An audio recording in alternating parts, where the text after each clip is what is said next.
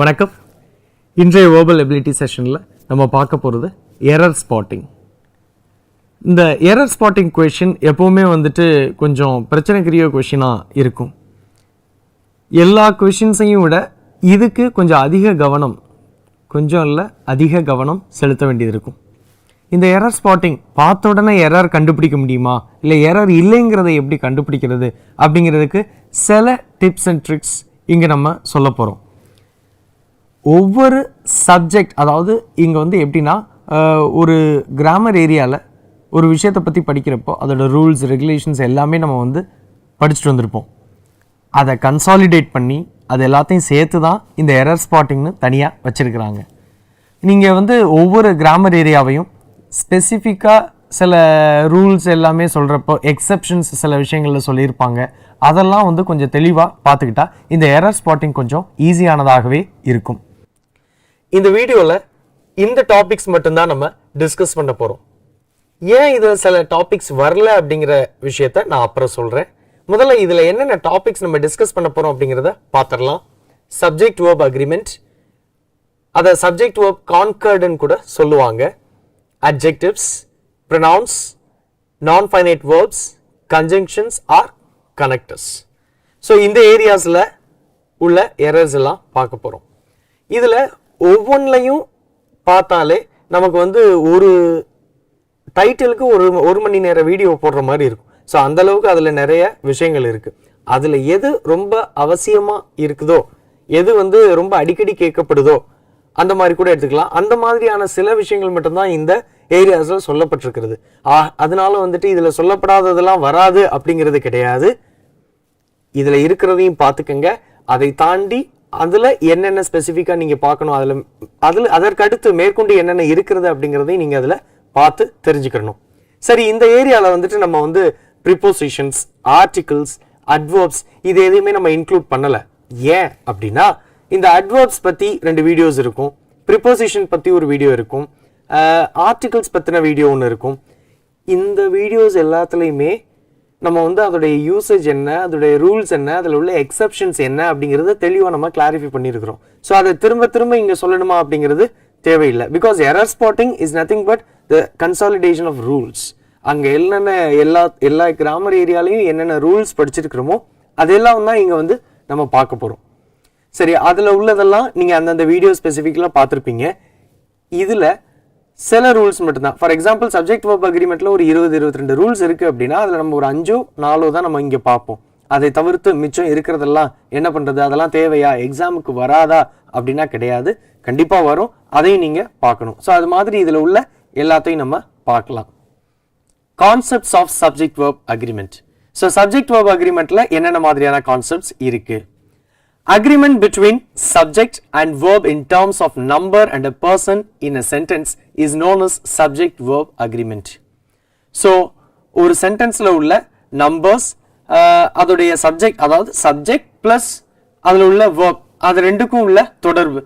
So இது இதுக்கும் அதுக்கும் தொடர்பு சரியானதா இருக்குதா, அதாவது இந்த சப்ஜெக்ட் சிங்குலரா இருந்தா அங்கே சிங்குலர் வேர்ப் பயன்படுத்தப்பட்டிருக்கிறதா, ஸோ பயன்படுத்தணும். அதுதான் அந்த அக்ரிமெண்ட், அந்த ஒப்பந்தம். இப்போ singular subject takes a singular verb while plural subject takes a plural verb. இப்போ ஐ அப்படிங்கிற ஒரு வார்த்தையை பயன்படுத்தி ஒரு சென்டென்ஸ் அமைச்சோம் அப்படின்னா ஐ ஆம்னு தான் அங்கே சொல்லுவோம். அதே இது தே அப்படிங்கிற ஒரு வார்த்தையை சொன்னோம்னா தே அப்படிங்கிறது தேர்ட் பர்சன் ப்ளூரல், அப்போ அது ஒரு ப்ளூரல் சப்ஜெக்ட். அதுக்கேத்தாப்புல தான் அங்கே வேர்ப், தே வேர்ன்னு சொல்றோமோ ஆர்ன்னு சொல்றோமோ அது depends upon the tense. So இந்த விஷயத்தை நம்ம தெளிவாக ஞாபகம் வச்சுக்கணும். எக்ஸாம்பிள், த ரீசன்ட் சேஞ்ச் அப்படிங்கிறது ஒரு பர்டிகுலர் விஷயம். So it is a singular subject. இந்த education policy is considered as the boon for Indian education system. இங்க இந்த ரீசன்ட் சேஞ்ச் அப்படிங்கிறது ஒரு சிங்குலர் சப்ஜெக்ட். இந்த எஜுகேஷன் பாலிசி இஸ், இதுதான் நம்ம நோட் பண்ண வேண்டிய இடம். Is a singular verb. So மேலே இருக்கிற சென்டென்ஸுக்கும் கீழே இருக்கிற சென்டென்ஸுக்கும் ஒரே ஒரு வித்தியாசம் தான். மேலே சிங்குலர் சப்ஜெக்ட் பயன்படுத்தி இருக்கிறாங்க, ஸோ சிங்குலர் வேர்ப் பயன்படுத்தி இருக்கிறாங்க. கீழே சிங்குலர் ப்ளூரல் சப்ஜெக்ட் பயன்படுத்தி இருக்கிறாங்க, ஸோ ப்ளூரல் வேர்ப் பயன்படுத்தி இருக்கிறாங்க. இதுதான் இந்த 2 சென்டென்ஸுக்கு உள்ள வித்தியாசம். ஆனா இதுவே தான் எல்லா சென்டென்ஸ்லையும் ஃபாலோ பண்ணப்படுதா அப்படின்னா கிடையாது. ஸோ ஒவ்வொரு இடத்துலையும் ஒவ்வொரு மாற்றங்கள் இருக்கு. நம்ம நவுன்ஸ் படிக்கிறப்போ நவுன்ஸ்ல நிறைய கேட்டகரி படிச்சிருப்போம். Common noun, proper noun, collective noun, abstract noun, material noun, countable noun, uncountable noun அப்படின்ட்டு நிறைய படிச்சிருப்போம். ஸோ ஒவ்வொரு நவுன்ஸுக்கும் ஏத்தாப்புலையும் இந்த வேர்பு மாறும். ஸோ அதற்கு தொடர்புடைய அந்த வேர்ப் மாறும். அதுதான் இந்த சப்ஜெக்ட் வேர்ப் அக்ரிமெண்ட்ல நம்ம மெயினா படிக்கக்கூடியது. Then some rules of subject verb agreement. அது என்னென்ன ரூல்ஸ்? ஸோ அந்த கான்செப்ட் என்னங்கிறது தான் முதல்ல சொல்லியிருந்தாங்க. இப்போ அடுத்து என்ன ரூல் அப்படிங்கறத சொல்றாங்க. Certain nouns that appear singular in form represent plurality. அதாவது it appears singular in form but it represents plurality. அது சொல்றப்போ அது அதோடைய ஃபார்ம், அதோடைய நேச்சர் சிங்குலரா இருக்கலாம், அதுல எஸ் சேர்க்காம வந்திருக்கலாம், ஆனால் அதோடைய மீனிங் ஒரு ப்ளூரல் மீனிங்கை டினோட் பண்ணுது in meaning and therefore take as plural verb in a sentence. So the subject singular இருக்கலாம், அதோடைய மீனிங் ப்ளூரலா இருக்கிறதுனால அங்க it takes a plural verb. எப்படி வருது அப்படின்னா எந்தெந்த மாதிரியான வார்த்தைகள்ங்கிறத நம்ம பார்த்துடலாம். கேட்டில் கால்நடைகள், போலீஸ், போலீஸ் அப்படிங்கிறப்ப அது காவல்துறை அப்படின்னு தான் சொல்லுவோம். அது காவல் துறை, துறைங்கிறப்ப அது டிபார்ட்மெண்ட், போலீஸ் அப்படிங்கிறது அப்படிதான் வரும். தென் பீப்புள் மக்கள், பெசன்ட்ரி விவசாயிகள், டெனன்ட்ரி இந்த குத்தகைதாரர்கள் அதாவது வாடகைக்கு அல்லது குத்தகைக்கு எடுத்திருக்கிறவர்கள், ஆர்டிலரி, கிளர்ஜி, ஜென்ட்ரி இப்படின்ட்டு பல எக்ஸாம்பிள்ஸ் இருக்கு. ஸோ இந்த எக்ஸாம்பிள்ஸ் எல்லாம் பார்த்தீங்கன்னா இதுல எதுவுமே எஸ் சேர்த்து வந்திருக்காது. இங்கேயோ இங்கேயோ அல்லது இங்கேயோ எல்லாமே சிங்குலரா முடிகிற மாதிரி இருக்கலாம். பட் இதனுடைய மீனிங் ப்ளூரல்ல வருது. அதனால நம்ம என்ன பயன்படுத்துறோம்? ப்ளூரல் verb பயன்படுத்துறோம். அதாவது ப்ளூரல் பி வெர்போ அல்லது ப்ளூரல் வெர்போ பயன்படுத்துறோம். Plural form of the verb. Gentry of the town were invited in the oath taking ceremony அல்லது oath ceremony. ஸோ இங்க ஜென்ட்ரி ஆஃப் த டவுன் அப்படிங்கிறப்போ இந்த பெரியவர்கள், வயதில் மூத்தவர்கள், இவங்க எல்லாருமே were invited. ஸோ வயதில் மூத்தவர்கள் ஜென்ட்ரி அப்படிங்கிறது it may seems to be a singular subject but it represents plurality. Therefore இங்க என்ன பயன்படுத்துறோம்? were பயன்படுத்துறோம். Cattle left unattended on the busy roads were causing danger to the commuters. So இங்க நம்ம முக்கியமா பார்க்க வேண்டியது இதுதான். கேட்டில்ஸ்னு அவங்க சொல்லல, கேட்டில் தான் சொல்றாங்க. So cattle left unattended on the busy roads were causing danger to the commuters. இதுதான் இங்க சொல்லப்படுகிற வார்த்தைகள் சிங்குலரா இருக்கலாம் பட் அதோடைய மீனிங் ப்ளூராலிட்டி, அதாவது அதுல அது ஒரு ப்ளூரல் மீனிங்கை கன்வே பண்ணலாம். அந்த கன்வே பண்ணக்கூடிய அந்த வார்த்தைகளுக்கு நம்ம ப்ளூரல் வேர்ப் தான் பயன்படுத்தணும். இதுதான் இங்க சொல்றாங்க. Certain nouns are always used in their plural form. Therefore they take the plural verb. சில நவுன்ஸ் எப்பவுமே அதோடைய ப்ளூரல் ஃபார்ம்ல தான் பயன்படுத்தியிருப்பாங்க. அதனால அதோடைய வேர்பும் ப்ளூரலா தான் வரும். அதற்கு அடுத்து அந்த சென்டென்ஸ்ல அது பயன்படுத்தப்படுகிற அந்த வேர்பும் ப்ளூரலா தான் வரும். Instruments which have two parts but are formed as one, such as scissors, tongues, binoculars, spectacles, etc. இது எல்லாமே சிசர்ஸ் அப்படிங்கிறப்ப நம்ம ஒரு சிசர், இந்த கத்திரிக்கோள் அப்படிங்கறத தான் நம்ம அதை மீன் பண்ணோம். அது ஒரு இன்ஸ்ட்ருமெண்ட், ஆனா ரெண்டும் சேர்ந்தாதான் அது வெட்டும். அதனால அதுல ரெண்டு விஷயங்கள் இருக்கிறதுனாலயே அது ப்ளூரலா தான் இருக்குது. தென் அதற்கு ப்ளூரல் வேர்ப் தான் பயன்படுத்தணும். இதுதான் இங்க சொல்றாங்க. And certain articles of dressing, அதாவது dressing materials எப்படி stockings, jeans, trousers, shorts இது எல்லாமே ரெண்டா இருக்கிறதுனால அங்கேயும் இதோடைய noun form ப்ளூரல்லையே வர்றதுனால அதோடைய வேர்பும் ப்ளூரல்ல தான் வரும். Should always be followed by a plural verbs. The scissors lying on the floor are dangerous. My green trousers are hanging on the line. So my green trousers are, அங்க ஏற்கனவே இந்த scissors, trousers அப்படின்ட்டு முடிஞ்சிருக்கிறது. Already it is in plural form and the noun. So therefore அது takes a plural verb. When a noun denoting weight, number, money, length or measure follows a definite number the noun form does not change as long as any indefinite number is placed before it. நல்லா கவனிக்கணும், இங்க ஒரு definite numberனு ஒன்னு சொல்லியிருக்காங்க, அடுத்தே வந்து indefinite number அப்படின்ட்டு ஒன்னு சொல்லியிருக்காங்க. அப்படின்னா என்ன அப்படின்னா, அதாவது இந்த வெயிட்டோ நம்பரோ அல்லது மணி லென்த் இதெல்லாம் கொண்டு வர்ற அந்த நவுன் அதுல வந்து ஒரு டெஃபினட் நம்பர் இருந்தால், ஒரு குறிப்பிட்ட ஒரு தொகையவோ அல்லது குறிப்பிட்ட ஒரு வெயிட் மெஷர்மெண்ட் 78 கிலோகிராம்ஸ் அல்லது 7800 rupees இப்படி ஏதோ ஒரு விஷயத்த பர்டிகுலரா குறிப்பிட்டு சொல்றதுக்கு தான் அந்த டெஃபினட் நம்பர்னு பேர். இன்டெஃபினட் அப்படிங்கிறப்ப அதுல வந்து காமனா மெனி சம் அப்படின்னு சொல்றதுக்கு காமன், அது வந்து ஒரு இன்டெஃபினட், அங்க வந்து நம்பர் குறிப்பிட்டு சொல்லப்படலை. அதுதான் அது ரெண்டுக்கும் வித்தியாசம். சோ குறிப்பிட்டு சொல்லியிருந்தால் அதை பொறுத்து அதோடைய verb usage மாறும் அப்படின்னு சொல்றாங்க. ஒருவேளை குறிப்பிடாமல் இருந்தால் அதுக்கு ஏத்தாப்புல உள்ள வேர்பும், குறிப்பிட்டு சொல்லியிருந்தால் அதற்கு ஏத்தாப்புல உள்ள வேர்பும் தான் அங்க சொல்றாங்க. அது என்ன குறிப்பிட்டு சொல்லியிருந்தால் அதற்கு என்ன ஏத்த வேர்ப் என்ன? இப்போ 100, 1000, மில்லியன், பில்லியன், பேர், மீட்டர், டசன், ஸ்கோர் இதெல்லாம் வந்து அந்த வார்த்தைகள், பயன்படுத்தக்கூடிய வார்த்தைகள். My elder brother consumes 2 dozen eggs every day. 2 dozen eggs every day. இங்க இன்னொரு விஷயத்தை கண்டுபிடிக்கணும், பார்க்கணும். இந்த my elder brother consumes 2 dozen eggs every day அப்படிங்கிற இந்த சென்டென்ஸ்ல consumes அப்படிங்கிறது ஒரு சிங்குலர் verb. அங்க s சேர்த்திருக்கிறதுனால அது ஒரு plural verb அப்படிங்கிற ஒரு முடிவுக்கு நம்ம வந்துடக்கூடாது.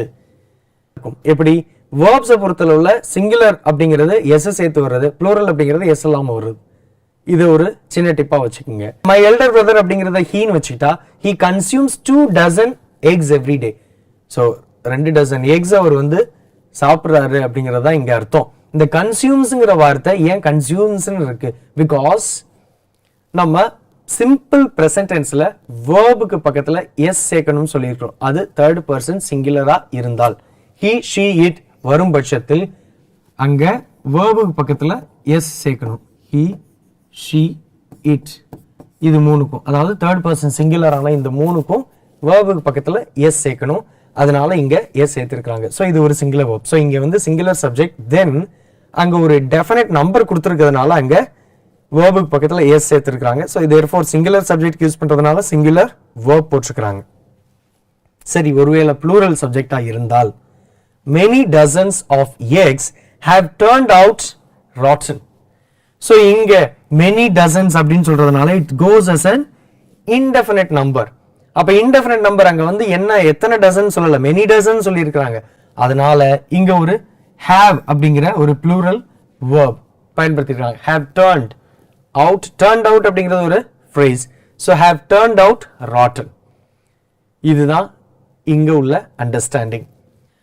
fractional expressions such as half of, a part of, a percentage of, a majority of, 1/3 of, 2/3 or 2/3 of are sometimes singular and sometimes plural depending on the context. அதாவது அது எங்கு எப்படி பயன்படுத்தப்படுகிறதோ, அதாவது அந்த சப்ஜெக்ட் அதை பொறுத்து இந்த வார்த்தைகளில் பயன்பாடு அங்க எப்படி வருதோ அதை பொறுத்து அந்த verb மாறும். ஒண்ணும் இல்ல, இங்க பாருங்க, இந்த half of அப்படிங்கிற வார்த்தையை வச்சு ஒரு எக்ஸாம்பிள் கொடுத்திருக்காங்க. half of the books placed in the exhibition were sold quickly. so இங்க books அப்படிங்கிறது ஒரு plural noun. so இந்த plural noun இருக்கிறதுனால அங்க என்ன பயன்படுத்தி இருக்காங்க, exhibition were அப்படிங்கிறது ஒரு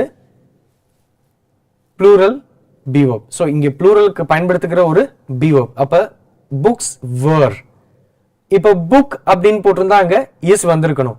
books அப்படிங்கிறதுனால அங்க அது வந்து were பயன்படுத்தப்பட்டிருக்கிறது. so இந்த half of the அப்படிங்கிற இந்த வார்த்தைகள் இதெல்லாம் வந்து பயன்படுத்துறப்ப இந்த half of, a part of, a percentage of, a majority of இந்த வார்த்தைகள் எல்லாம் பயன்படுத்துறப்ப அங்க என்ன நவுன் பயன்படுத்தப்பட்டிருக்கிறதோ அதை பொறுத்து அந்த verb usage மாறும். so இங்க ப்ளூரலா இருக்கிறதுனால இங்கேயும் ப்ளூரல். வேற இங்க பாருங்க, half of the book has been finished at a stretch. so இங்க has been finished தான் சொல்லியிருக்காங்க, have been finished னு சொல்லல. so half of the book ஒரு புக்கை பத்தி மட்டும் தான் பேசுறாங்க. has been finished at a stretch அப்படின்னா அவங்க சாப்பிட்டு முடிக்கல, has been finished அப்படிங்கிறது இங்க வாசிச்சு முடிச்சது தான் குறிக்குது. rules of adjectives. so இந்த அட்ஜெக்டிவ்ஸ் ரூல்ஸுக்கு போறதுக்கு முன்னாடி இன்னொரு விஷயத்தை நீங்க கவனமா பார்க்கணும். அட்வர்ப்ஸ் அப்படிங்கிற ஒரு வீடியோல நம்ம வந்து டிஸ்கஸ் பண்ணியிருந்தோம். அதுல வந்து ஒரு ஆர்டர் பார்த்தோம். Adverbs of manner, adverbs of place, adverbs of time. Manner, place, time, MPT இப்படிங்கிற ஒரு ஷார்ட் ஃபார்ம் வச்சிருந்தோம். இது எதுக்கு அப்படின்னா ஒரே சென்டென்ஸ்ல எத்தனை அட்வர்ப் பயன்படுத்திருக்கிறாங்களோ அந்த அட்வர்பை வந்து எதன் அடிப்படையில், எந்த வரிசையின் அடிப்படையில் நம்ம வரிசைப்படுத்தணும் அப்படிங்கிறதுக்கு உண்டான ஐடியா. அதே கான்செப்ட் தான் இந்த அட்ஜெக்டிவ்ஸ்லையும் இப்ப சொல்ல போறாங்க. அதாவது the order of the adjective qualifying a noun is as follows: quantity or number, followed by opinion, then size, shape, age, color, nationality or origin, material, purpose, and then followed by the noun. So இந்த நவுனை தான் இது எல்லாமே describe பண்ணுது. இதை தான் நம்ம ஞாபகம் வச்சுக்கணும். அப்போ இந்த ஆர்டர்ல நம்ம ஒரு சென்டென்ஸ்ல நிறைய அட்ஜெக்டிவ்ஸ் பயன்படுத்தப்பட்டு ஒரு நவுனை டிஸ்கிரைப் பண்றதுக்கு நிறைய அட்ஜெக்டிவ்ஸ் பயன்படுத்தப்பட்டு இருந்தால் அதை இந்த ஆர்டர்ல தான் வைக்கணும். இதை ஏன் நம்ம தெரிஞ்சுக்கணும் அப்படின்னா ஒருவேளை ஆர்டர் மாத்தி உங்களை வந்து கன்ஃபியூஸ் பண்ண ட்ரை பண்ணால், ஸோ அட்ஜெக்டிவ்ஸை எந்த ஆர்டர்ல வேணா பயன்படுத்தலாம் அப்படிங்கிற ஒரு ஐடியாவுக்கு வராம இந்த ஆர்டர்ல இருந்தா அது கரெக்டா அப்படிங்கிறத நம்ம மனசுல வச்சுக்கணும். Example: My uncle gifted me a beautiful small oval antique brown Italian leather handbag. So இந்த அங்கிள் ஒரு விஷயத்தை கிஃப்ட் பண்றார். என்னது? ஹேண்ட்பேக். அந்த விஷயம் என்ன? ஹேண்ட்பேக். அதுக்கு இடையில சொல்லியிருக்கிறாங்க கிஃப்டட் மீ, அதை விட்டுருங்க. Beautiful small oval antique brown Italian leather. இது எல்லாமே அப்படியே அந்த ஆர்டர்ல கம்பேர் பண்ணி பாருங்க. ஸோ பியூட்டிஃபுல் அது ஒரு ஒப்பீனியனை குறிக்கக்கூடியது. தென் சைஸ் அது ஸ்மால். என்ன ஷேப்பு? Oval shape. எந்த ஏஜ்? ஆன்டிக் அப்படிங்கிறது ஒரு பழமையை குறிக்கக்கூடியது இருக்கலாம், அப்படி கூட எடுத்துக்கலாம். தென் கலர் பிரவுன். இட்டாலியன் எந்த நேஷனாலிட்டி, ஒரிஜின் அப்படிங்கிறத பத்தி சொல்லியிருக்காங்க. ஒரிஜின் வந்து இட்டாலியன். தென் மெட்டீரியல் என்ன மெட்டீரியல்? Leather material. ஸோ அதுக்கப்புறம் ஹேண்ட்பேக் அப்படிங்கிற ஒரு விஷயம் வருது. ஸோ இந்த ஆர்டர்ல இருக்கணும் அப்படிங்கிறது தான் இங்க நம்ம பார்க்கக்கூடியது. Adjectives used in between the following correlative conjunctions must be in positive degree. அதாவது நம்ம adjectivesல degrees of comparison படிச்சிருப்போம். 3 degree: positive, comparative and superlative degree. இது 3 நம்ம படிச்சிருப்போம். இந்த 3 டிகிரியையும் எப்படி பயன்படுத்துறது சென்டென்ஸ்ல அப்படிங்கிறத பத்தியும் நம்ம படிச்சிருப்பீங்க. அதை கொஞ்சம் ரீகால் பண்ணிக்கங்க. அதுல உள்ள ஒரு ஒன் ஆஃப் த ரூல் தான் இது.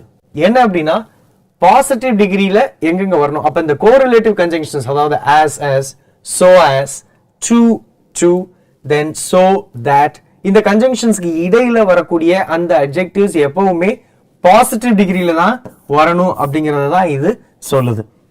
அவ்வளவுதான். தென் adjectives using comparatively, relatively, less, twice, half, இந்த comparatively, relatively, less, twice, half அப்படிங்கிற இந்த வார்த்தைகளுக்கு அடுத்து வர்ற அந்த adjective எப்பவுமே it must be in positive degree. அதுக்கு உண்டான எக்ஸாம்பிளும் பார்க்கலாம்.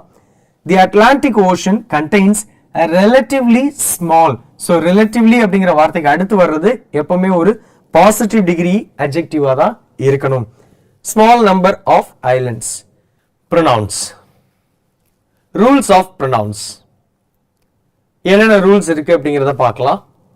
Distributives followed by the preposition of takes plural noun or pronoun but singular verb. இத நல்லா கவனிக்கணும். இந்த distributives அப்படிங்கிறது இத தான் சொல்றாங்க. each, every, one, either, neither, none, one, இத தான் சொல்றாங்க இந்த distributives அப்படின்ட்டு. இதற்கு அடுத்து when it is followed by the preposition of அப்படிங்கிற இந்த preposition அதுக்கு அடுத்து வந்தால் it takes a plural noun or pronoun. ஞாபகம் வச்சுக்கோங்க, takes a plural noun or pronoun. அங்க ஒரு plural form of noun or pronoun இருக்கலாம், பட் என்ன form of verb இருக்கணும்? singular form of verb இருக்கணும். அது என்ன? இதுல வந்து நிறைய எரர் ஸ்பாட்டிங்ல இந்த ஏரியால தான் நம்ம நிறைய கன்ஃபியூஸ் ஆகக்கூடிய ஒரு ஏரியா. So example என்ன அப்படின்னா, either of the two trains goes to the same destination.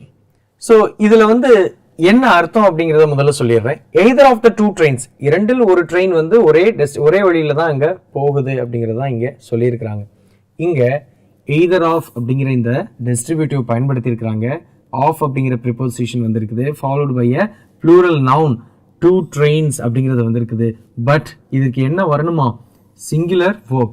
ஏன் அப்படின்னா 2ல் 1 அப்படிங்கிறது தான் அது குறிக்குது. ஸோ 2ல் 1 பத்தி நம்ம பேசுறப்ப அங்க சிங்குலர் verb தான் வரணும். ஆனா இங்க பாக்குறப்ப அது ப்ளூரலா தெரியலாம். இதை தான் நம்ம மைண்ட்ல வச்சுக்கணும். One of my friends. So இந்த ஒன் ஆஃப் மை ஃப்ரெண்ட்ஸ் அப்படிங்கிறத நோட் பண்ணிக்கோங்க. One of my friends is working as a teacher. இப்போ ஒன் ஆஃப் மை ஃப்ரெண்ட்ஸ் அப்படின்னு சொல்றப்ப இந்த ஒன் ஆஃப் ஏற்கனவே இங்க கவனிங்க, ஒன் அப்படிங்கிறது இங்க சொல்லியிருக்கிறோம். ஸோ இந்த one of followed by a preposition my friends அப்படின்னு தான் சொல்லியிருக்கிறோம். என்னுடைய நண்பர்களில் ஒருவன் அப்படிங்கிறது தான் இங்க அர்த்தம். இதுதான் நம்ம ஞாபகம் வச்சுக்கணும். So one of my friends is இங்க நம்ம ப்ளூரல் பயன்படுத்தல, நண்பர்களில் ஒருவன். நம்ம நிறைய பேர் அதுல மிஸ்டேக் விடலாம். இந்த ஒன் ஆஃப் அப்படிங்கிற வார்த்தையில ரொம்ப கவனமா இருங்க. நிறைய எரர் ஸ்பாட்டிங் கொஸ்டின் இதை பேஸ் பண்ணி வருது. So one of my friends is working as a teacher. So is working தான், ஆர் ஒர்க்கிங் வராது. இது நல்லா ஞாபகம் வச்சுக்கோங்க. One of my friends, each of, அந்த each of, every one of, either of, இந்த விஷயங்கள் எல்லாம் நீங்க கரெக்டா ஞாபகம் வச்சுக்கோங்க.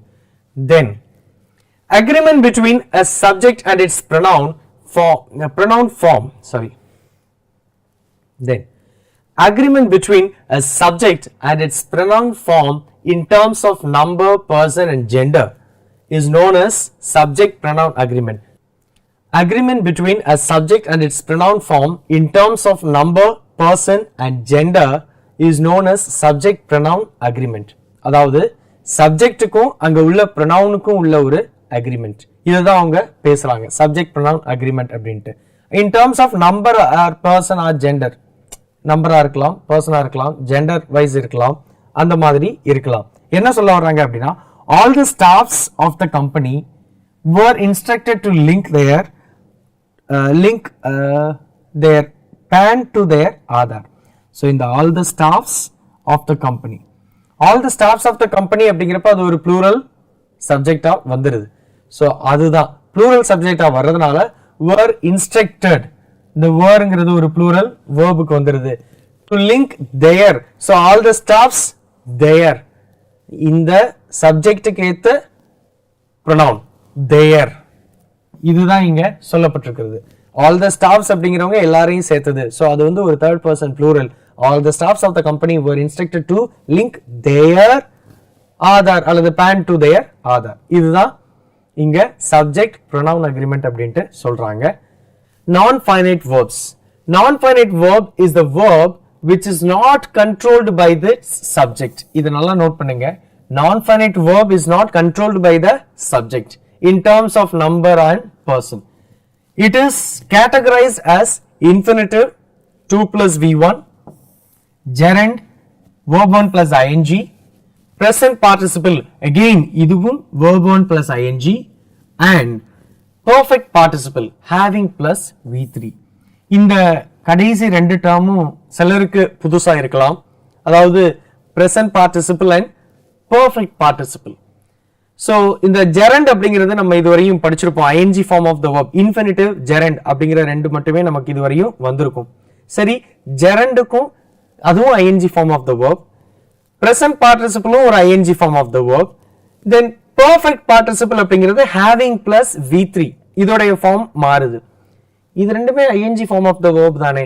அப்ப ரெண்டையுமே gerund சொல்லிருக்கலாம் அல்லது ரெண்டையுமே வந்து present participle சொல்லிருக்கலாமே. ஏன் சொல்லல? அதுக்குள்ள என்ன வித்தியாசம் அப்படிங்கறத சொல்றேன் கேளுங்க.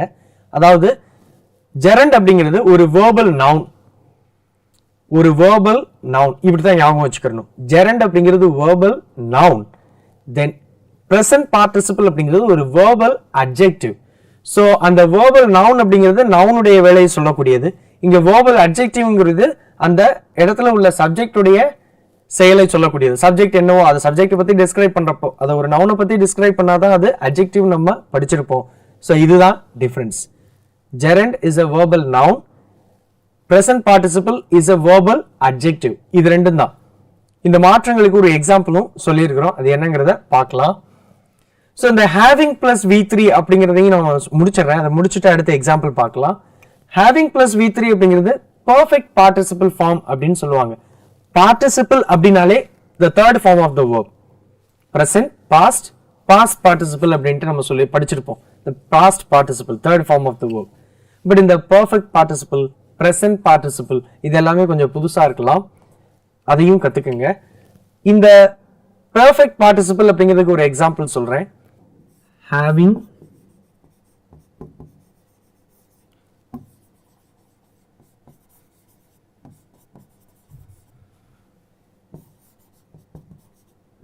Having completed his homework, he went to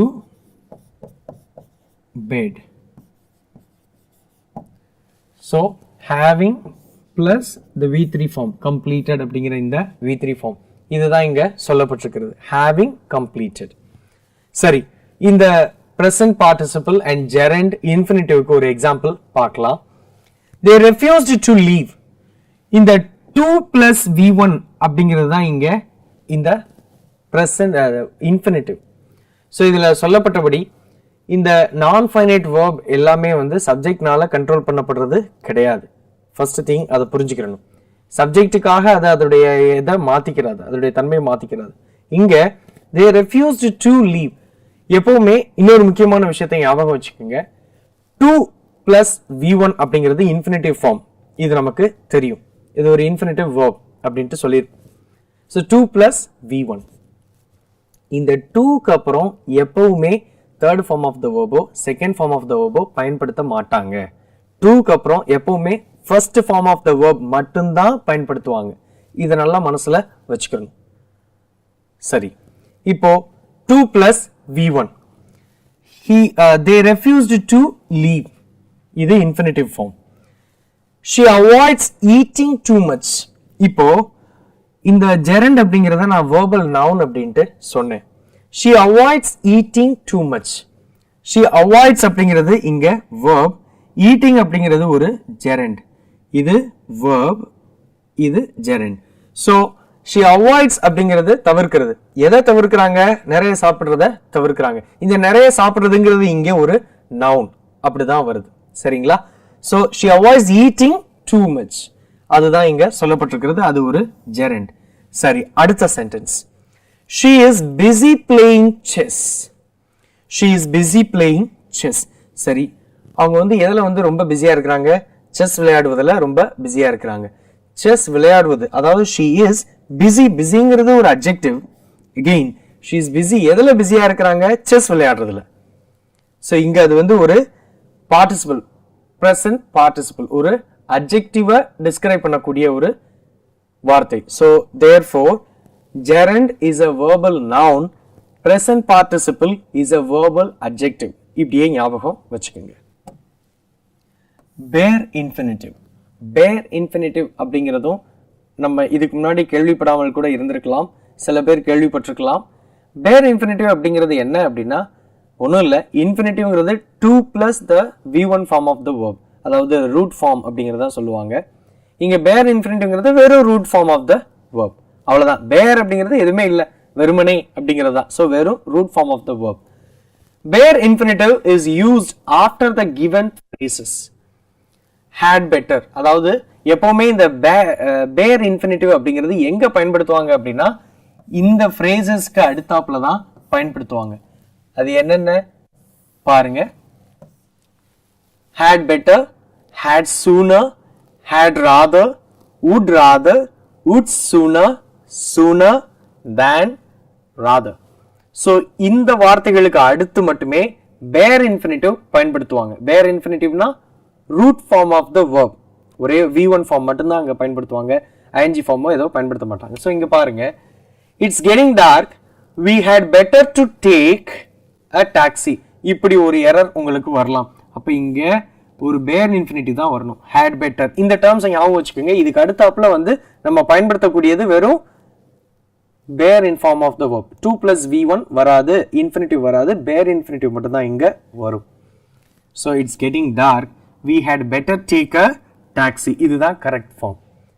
அதுக்கு எந்தெந்த வார்த்தைகள் ஞாபகம் வச்சுக்கிறோம்? இந்த had better, had sooner, had rather, would sooner, sooner than, rather. இந்த ஏரியா, இந்த வார்த்தைகள் எல்லாத்தையும் ஞாபகம் வச்சுக்கோங்க. Simple infinitive is used after the following verbs preceded by WH words. அதாவது simple infinitives the 2 plus V1 அப்படிங்கிறது எந்தெந்த verbsக்கு அடுத்து வருது அப்படிங்கிறது தான் இங்க நம்ம பார்க்க போறோம். அந்த verbs எதை precede பண்ணி வருது, அதாவது அந்த verbsக்கு அடுத்து WH question வரும், அதை தொடர்ந்து வருகிற அந்த simple verbs வந்து simple infinitives-ல வரும். இதுதான் இங்க சொல்ல வர்றாங்க. ஒண்ணும் இல்ல, simple. These verbs are ask, decide, discover, explain, forget, remember, learn, understand, wonder, want, know. So இந்த verbsக்கு அடுத்தாப்புல ஒரு WH question வந்து அதற்கு அடுத்து திரும்பி வரக்கூடிய verb simple infinitive, அதாவது infinitive ஓட வரணும். Example, we could not decide where spend the night. So where spend the night, இங்க ஒரு gap இருக்குது. Where spend the night அப்படின்ட்டு வராது, அது ஒரு incorrect sentence. So we could not decide, நம்ம முதல்ல பார்த்தோம், இந்த verb-க்கு அடுத்தாப்புல உள்ள ஒரு WH question ஓட வர்ற அந்த வார்த்தை எப்பவுமே to சேர்த்து, அதாவது infinitive-ஆ தான் வரணும் அப்படின்ட்டு தான் நம்ம பார்த்தோம். அப்ப இங்க we could not decide where to spend the night, அதுதான் ஒரு correct sentence. So ask அப்படிங்கறத வச்சு பாத்தீங்கன்னா she asked how to solve. Decide அப்படிங்கிறதுக்கு பக்கத்துல they decided what to do next. Then discover அப்படிங்கிறதுக்கு பக்கத்துல we discovered where to find. Then how to, அதுக்கப்புறம் I forgot when to, then remembered where to. So இந்த to அப்படிங்கிறது preceded, எதற்கு முன்னாடி அதை அடுத்து வரும், இந்த preceded அப்படிங்கிறது அதுக்கு அடுத்து whereக்கு அடுத்து, அதை கொஞ்சம் பார்த்துக்கணும். where WH questionsக்கு அடுத்தாப்புல அது வருது. gerund. ஸோ முதல்ல ஃபர்ஸ்டே பார்த்தோம், gerund அப்படிங்கிறது ஒரு verbal noun அப்படிங்கிறத திரும்பியும் சொல்கிறேன், ஞாபகம் வச்சுக்கோங்க. gerund V1 plus ing. So அது ing form of the verb அப்படிங்கிறது தெரியும். gerund must be used after verbs such as avoid, enjoy, mind, hate, worth, any use, prefer, some use, much use, no good and any good. So இந்த வார்த்தைகளுக்கு அடுத்து தான் நம்ம gerund பயன்படுத்தணும். So incorrect என்னன்னு first போட்டுருக்காங்க. It is no use to cry அப்படின்னு வராது, it is no use crying. So no use, any use, அதெல்லாம் நம்ம பார்த்தோம். நோ குட் அப்படிங்கிறது தான் it is no use crying. It is no use கிரையிங்கிறது தான் இங்கே answer. Then incorrect, she avoids to talk to strangers. So to talk to strangers அப்படின்னு வராது, she avoids talking to strangers. Then incorrect, another, it's no good to argue with them. It's no good arguing with them. Then the present participle is used to replace relative pronoun plus verb when the relative pronoun is in active voice. இது ஒரு rule, அதாவது relative pronoun plus verb இதை நம்ம பார்க்கணும். அது என்ன relative pronoun plus verb? So example பாருங்க, children who need medical treatment have been sent to hospital. So இங்க children who need அப்படின்னு இருக்குது, அதாவது relative pronoun plus verb children who need. இது வந்து என்ன இருக்குது, when the relative pronoun is in active voice. So present participle is used to replace. So இந்த sentence தப்பு இல்லை, இதுவும் கரெக்ட் தான். இங்க ரீப்ளேஸ் பண்ணலாம். எப்படி ரீப்ளேஸ் பண்ணலாம், present participle வச்சு ரீப்ளேஸ் பண்ணலாம். children needing, so who plus need அப்படிங்கிறத needing அப்படிங்கிற present participle replace பண்ணுது. children needing medical treatment have been sent to hospital. இப்படி தான் அதை ரீப்ளேஸ் பண்ணிக்கலாம், அதுதான் ஒரு ரூல்.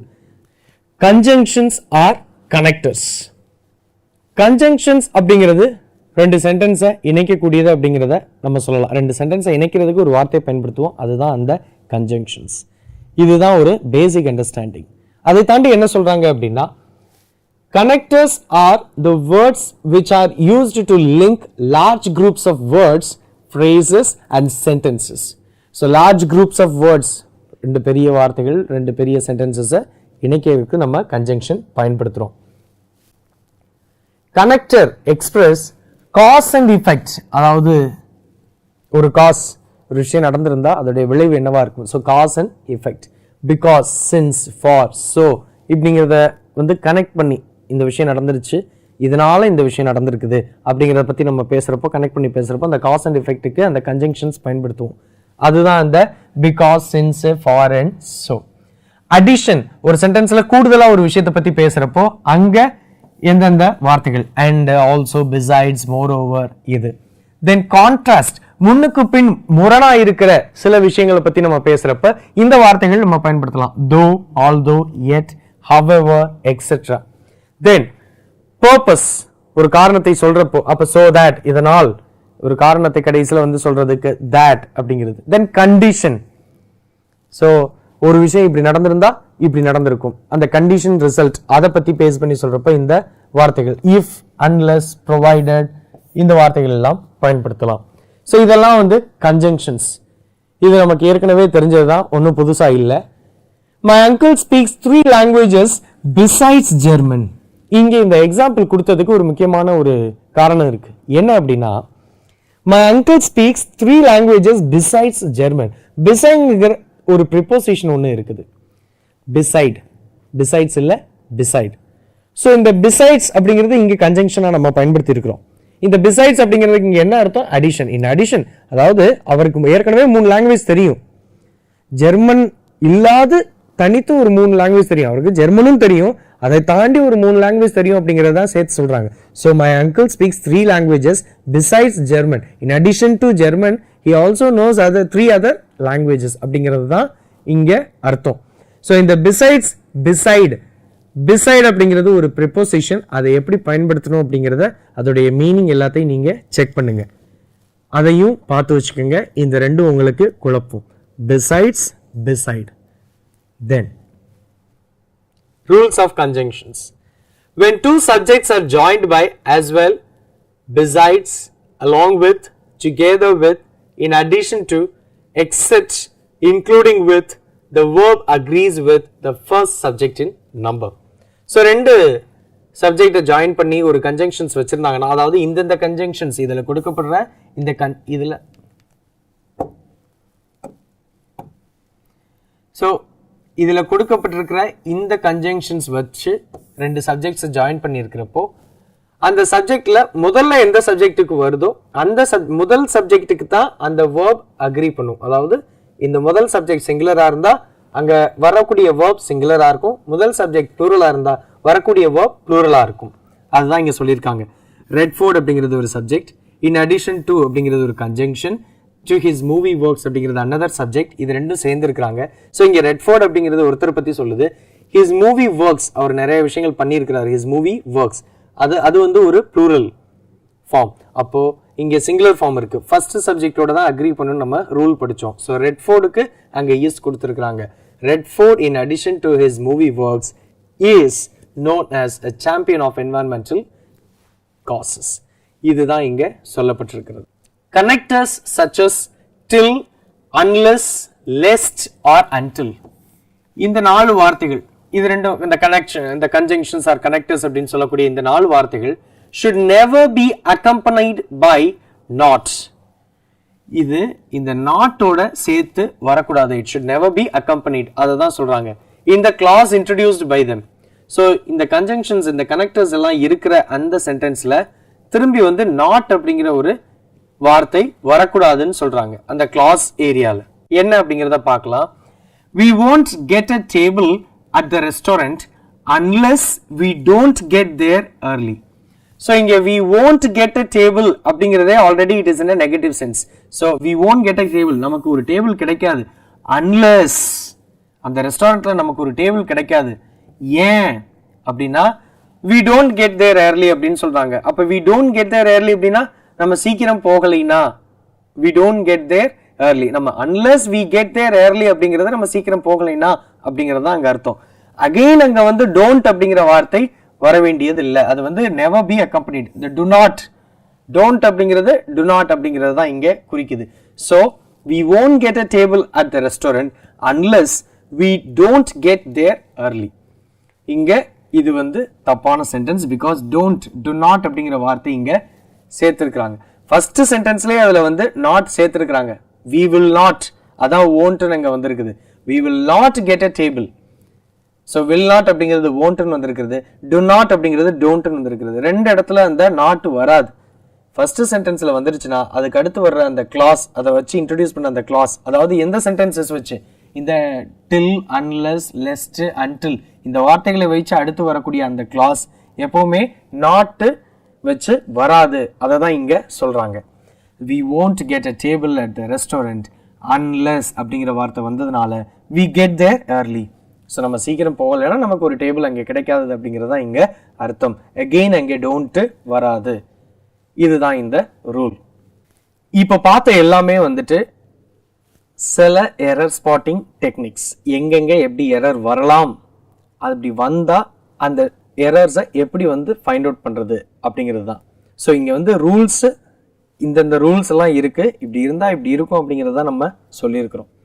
எக்ஸப்ஷன்ஸ், இங்கேயும் இப்படியெல்லாம் வரலாம் அப்படிங்கிறத. ஸோ கன்ஜங்ஷன்ஸ்ன்னு பொறுத்திருந்தா கன்ஜங்ஷன்ஸ் அப்படிங்கிறப்ப நம்ம வந்து எதை வேணால் சொல்லியிருக்கலாம். ஆனால் கன்ஜங்ஷன்ஸ் வர்றப்ப இந்த கன்ஜங்ஷன்ஸ் வந்தால் அந்த சப்ஜெக்டில் வந்து வேர்ப் வந்து ஃபர்ஸ்ட் சப்ஜெக்டோட அக்ரி பண்ணும் இப்படிங்கிற விஷயத்தை நம்ம இங்கே பார்த்தோம். இதே மாதிரி பல ரூல்ஸ் பார்த்தோம்.